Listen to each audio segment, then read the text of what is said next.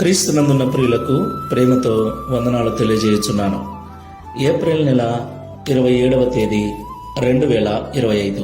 ఈరోజు దావీదు గారి ద్వారా దేవుడు మనకు చేస్తున్న వాగ్దానం ఏమిటనగా, కీర్తన గ్రంథము 36వ కీర్తన 8వ చరణం.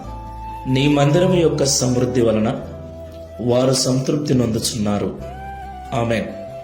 నా ప్రియమైన సహోదరి సహోదరులారా, దేవుని యొక్క మందిరములో ఆశీర్వాదం దాగి ఉంది. మందిరమును నిర్లక్ష్యము చేయక, మందిరమును ప్రేమించి, మందిరం యొక్క పరిచర్యలో, ఆరాధనలో క్రమము తప్పకుండా పాల్పంపులు పంచుకునే వారికి మందిరములోని మేలు చేత, మందిరము యొక్క సమృద్ధి చేత దేవుడు తృప్తిపరుస్తాడు. దేవునికి మహిమ కలుగునుగాక.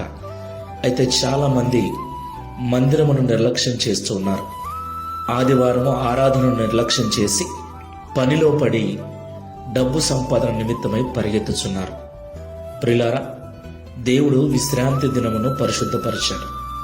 6 దినములు పనిచేసి 7వ దినము నా మందిరములో నీ కుటుంబం అంతా కనపడాలని దేవుడు ఆజ్ఞ ఇచ్చి ఉన్నాడు. దేవుడు 7వ దినమును ఆశీర్వదించాడు.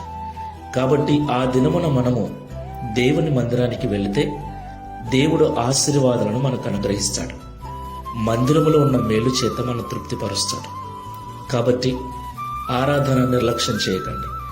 దేవుని మందిరాన్ని నిర్లక్ష్యం చేయకండి. మందిరాన్ని అపవిత్రపరచకండి. దేవుని సన్నిధి నిలిచే స్థలము గనుక దేవుని మందిరం పట్ల భయభక్తులు కలిగి జీవించండి. ప్రార్థన చేసుకుందాం. ప్రేమ స్వరూపుడమైన తండ్రి, పరిశుద్ధమైన ప్రభువా, మీకు స్తోత్రాలు చెల్లిస్తున్నాం. నీ మందిరములో మేలు దాగి ఉందని, నీ మందిరము Download ShareChat.